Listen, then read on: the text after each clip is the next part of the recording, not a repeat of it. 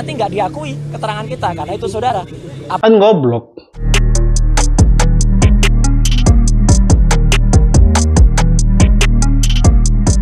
Hai guys, bersama The Boy. Roy Suryo akhirnya memenuhi panggilan polisi guys. Dan saat break makan siang, dia blunder guys. Gayanya selangit, ngomongnya besar banget. Tapi dia blunder. Dia menyembunyikan sesuatu. Dan ketika saya cek di beberapa konten sebelumnya, kok tiba-tiba di akunnya Diskursusnet hilang ya video tersebut ya. Tapi tenang, saya punya bukti yang lain. Tempat di mana saat Roy mengoprak-ngoprek yaitu ijazah yang diupload oleh Dian Sandi. Pak Polisi, ini buktinya. Ini orang terlibat dalam ngoprak-ngoprek ijazah yang diupload Dian Sandi, Pak Polisi. Kita bahas, ini dia reaksinya. Oke, santai aja. Pancing pertanyaan. Ya, jadi tanyakan tadi penjelasan. Ya, oke. Terkait dengan pemeriksaan hari ini atau klarifikasi hari ini. Ya, jadi alhamdulillah sebagai warga negara yang baik dan didampingi oleh sahabat-sahabat semuanya, saya tadi menjalani klarifikasi, undangan klarifikasi yang pertama pada hari ini Kamis ya 15 Mei 2025 dengan surat yang memang sudah saya terima baik secara fisik maupun secara elektronik ya, jadi saya harus datang. Dan saya memang juga menyayangkan gitu karena ada beberapa yang sudah disebut-sebut namanya ya, tapi kasihan yang bersangkutan seperti Pak Abraham Samad ya, namanya udah disebut bahkan dikatakan mangkir, padahal yang bersangkutan belum terima surat gitu loh. Itu kan sebaiknya sistem persuratan atau administratif di Polda Metro Jaya lebih baik diperbaiki lah gitu. Jangan sampai kemudian mengorbankan teman-teman yang Sabar ya, disebut, tapi soalnya ini sampai menit keempat ini, di situ dia berbohong guys. ternyata ada, termasuk juga Bang Resmon ya, sudah disebut-sebut tapi ternyata belum ada suratnya. Nah, jadi klarifikasi saya tadi alhamdulillah berjalan cukup lancar dari jam 10 sampai dengan ini di break jam 12. Saya apresiasi kepada Polda Metro ya karena memberikan kita kesempatan yang sangat baik untuk melakukan sholat zuhur bersama-sama, dan saya tadi bisa ikut di sini dan juga nanti kita diberikan waktu untuk kemudian lunch gitu. Nah, Iya, saya karena kalau kau nggak dikasih sholat, kau pasti akan memframing. sendiri tadi sudah sampai pertanyaan ke-24 ya gitu, dan sudah sampai ke pertanyaan-pertanyaan yang lebih banyak soal identitas tadi gitu. Karena ketika ditanyakan yang lain, saya strict dengan Polda Metro ya. Polda Metro memberikan saya surat undangan untuk peristiwa tanggal 26 Maret tahun 2025 ya. Harusnya itu pertanyaannya. Jadi ketika ada pertanyaan yang lain ya saya keberatan untuk jawab. Itu hak loh ya. Hak warga negara sesuai dengan Undang-Undang Dasar 1945, itu hak yang paling hati untuk kita menyampaikan apakah undangan atau pertanyaan itu sesuai dengan enggak. Ketika pertanyaannya tidak sesuai dengan suratnya ya kita harus menyatakan keberatan. Yang kedua adalah lucu, dalam undangan itu tidak ada juga siapa terlapornya. Padahal kan sudah disebut-sebut di mana-mana, sudah ember tuh ya. Lawyernya mengatakan terlapornya adalah ini. Tapi dalam surat itu nggak ada. Jadi kalau dalam surat itu nggak ada ya kita nggak wajib gitu melakukan klarifikasi. Pelapornya ada Joko Widodo ya, pasal-pasalnya banyak banget gitu ditulis, tapi terlapornya nggak ada. Nah, terlapor ini penting ya teman-teman, jangan asal mau kemudian diambil keterangan kalau ternyata terlapornya itu saudara kita sampai dengan 3 tahap. Kita nggak wajib memberikan karena bisa jadi kita nanti nggak diakui keterangan kita karena itu saudara. Kan goblok, tolol. Kenapa kau dipanggil? Karena videomu ada diserta barang bukti yang disampaikan. Makanya kau dipanggil untuk mengklarifikasi. Kalau terlapor,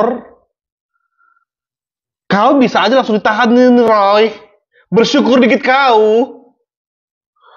Dikasih hati minta jantung. Nanti dibilang Roy terlapor, pas dipanggil nanti kau mangkir. Habis itu sakit-sakitan. Basi Roy. Kalau kau diminta untuk datang klarifikasi, datang aja jelaskan. Soalnya kan ada beberapa video yang beredar kau yang menuduh Pak Jokowi. Apalagi yang terlapor itu misalnya kita sendiri ya. Jadi kita nggak usah ngasih jawaban karena kita berhak untuk diam, berhak untuk tidak memberikan keterangan kalau memang itu tidak tertulis. Jadi terlapornya tidak ada. Ini penting banget ya, terlapornya ada. Yang kedua adalah lokus Si delikti tolol sok ngasih wejangan. dan tempus delikti 26 Maret Itu saya berpegang ke situ. Jadi kalau bukan itu yang ditanyakan, saya keberatan untuk jawab. Kemudian satu lagi adalah barang buktinya. Itu disebut Undang-Undang Informasi Elektronik bla bla bla bla. Mohon maaf sekali lagi, saya ikut merumuskan Undang-Undang Informasi dan Transaksi Elektronik. Jangan sembarangan menggunakan pasal itu untuk mempidanakan orang. Ya, Undang-Undang Informasi Transaksi Elektronik dibuat dengan niat baik agar Indonesia itu terlepas dari dikucilkan ke dunia internasional karena kita tidak memiliki undang-undang dalam bidang e-commerce. Jadi pasal-pasal itu adalah misalnya untuk 32 dan 35. Itu misalnya untuk seseorang ngirim bukti transfer kepada teman. Tapi bukti transfer direkayasa, diudak 1 juta dijadikan 10 juta. Nah, itu yang dipidana. Ada orang misalnya ya posting ini ijazah asli gitu ya. Tapi ternyata yang punya ijazah nggak mengakui kalau itu asli. Ya, kader partai itu. Iya, yang harusnya bisa kena itu. Dia bisa kena 8 tahun atau 12 tahun. Sedangkan Dr. Rismond, Dr. Tifa, saya tidak melakukan apapun terhadap barang elektronik. Dan yang penting, tidak melakukan apapun. Ini kebohongannya Pak Polisi. Pak Polisi, ini kebohongannya. Dia bilang dia tidak ngapa-ngapain ijazah yang ditampilkan oleh Dian Sandi tersebut. Dia merasa lebih paham karena dia yang buat undang-undang. Roy, pas kau jadi anggota DPR, kau tidur Roy, tidur kau Roy. Gaya kau untuk bilang saya orang yang merumuskan undang-undang. Ada fotonya kau tidur kok. Gayamu besar banget, kerjamu nol. Lambemu memang harus dihukum memang Roy. Nah ini dia, Pak Polisi. Dia mengatakan dia nggak mengoprek-ngoprek. Saya sempat ngecek di Diskursusnet. Setahu saya itu adalah tempat di mana Roy Suryo membedah ijazah yang beredar tersebut. Saya cek. Koreksi kalau ada guys. Kalau ada teman-teman bisa kirim WA-nya ke saya, ya, ke WhatsApp saya. Kalau ada di Diskursusnet. Tapi saya nggak berhenti di situ. Ini orang pernah ke beberapa talk show atau podcast menyampaikan mengoprak-ngoprek ijazah Pak Jokowi yang katanya itu palsu, kata Suryo. Dan ini dia videonya. Ini. Mas Roy boleh sambil berdiri, silakan. Oke. Jadi apa yang mana yang mengganggu Mas Roy ini? Jadi gini, mungkin kalau mata awam melihat ini tidak akan kelihatan. Ya. Mata hukum lain lagi mungkin lihatnya. Mata teknis, ini ada software dan software itu terbukti sahih yang namanya ELA, Error Level Analysis. Kalau ini dimasukkan Error Level Analysis, maka dia akan tampak di bagian sini itu rusak. Artinya gambarannya itu adalah kayak gambar ceplok-ceplok ada. Kenapa rusak itu? Karena memang ada sesuatu yang tidak pas gitu. Ada sesuatu yang dia rekayasa. Sementara ini? Sementara ini nggak kelihatan. Kalau kita masukkan ELA itu akan muncul. Demikian juga yang ada di foto ini. Foto dan meterai dan capnya ini. Bahkan beberapa kecurigaan dari netizen yang waktu mengatakan capnya kok kayak ada di belakang jasnya ya. Itu diperiksa juga dengan software. Jadi ini jasnya itu di atas ini cap. Ya, itu kalau dalam film Argo gitu misalnya. Argo tuh ada seorang agen CIA yang kemudian menyelamatkan para diplomat Iran waktu itu dia masuknya ke Iran itu pakai paspor orang lain yang kemudian fotonya ditempel seperti ini. Ya, sebentar. Ya. Pak Polisi, ini barang bukti. Tonton di Rakyat Bersuara. Di situ 3 orang ini, Tifa, Rismond, Roy Suryo, mengoprak-ngoprek, membedah yaitu video atau foto yang menyatakan itu adalah ijazah Pak Jokowi. Mereka memakan mentah-mentah orang yang meyakini bahwa itu adalah ijazah asli Pak Jokowi.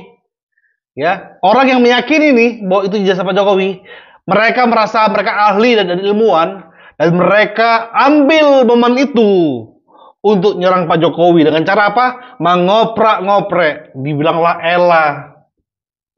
Dibilanglah stiker, belum lagi materai, nomor. Mereka oprak-oprek semua. Belum lagi font, Times New Roman. Udahlah, Pak Polisi, ya. Ini saya lagi react jam 3 sore, lewat 1 menit. Ini kayak sepertinya Roy Suryo masih di dalam. Saya akan upload secepat mungkin guys ya. Ini Pak Polisi bukti bahwa dia mengotak-ngatik mengasih informasi yang palsu. Sementara ini adalah bukan ijazah asli Pak Jokowi. Bukan. Ya? Bukan. Jadi siapa yang memframing ini, itulah yang kena. Ini pas di jasnya hilang. Ya, ya. Pas di jasnya hilang. Betul, betul. Tidak ada unsur merah sama sekali. Itu udah dianalisis. Lihat. Dia berusaha untuk mengatakan bahwa foto Pak Jokowi menimpa stempel. Lihat framingnya Pak Polisi. Dengarkan Pak Polisi, ya. Tangkap ini orang. Sempil mulutnya. Kalau diizinkan saya meludahi, saya datang sekarang. Tapi kan nggak mungkin diizinin kan? Sudah diperbesar dan lain sebagainya. Tidak hanya diperbesar, ini kan bisa dimasukkan yang namanya separation. Separation itu dia akan membuat lapisannya, cyan, magenta, yellow, kemudian tidak ada. Kemungkinannya apa kalau? Kemungkinannya ya foto orang lain kemudian ditempelkan. Data polisi framing lagi, foto orang lain ditempelkan. Otomatis dia mengatakan Pak Jokowi yang melakukan itu. Karena apa?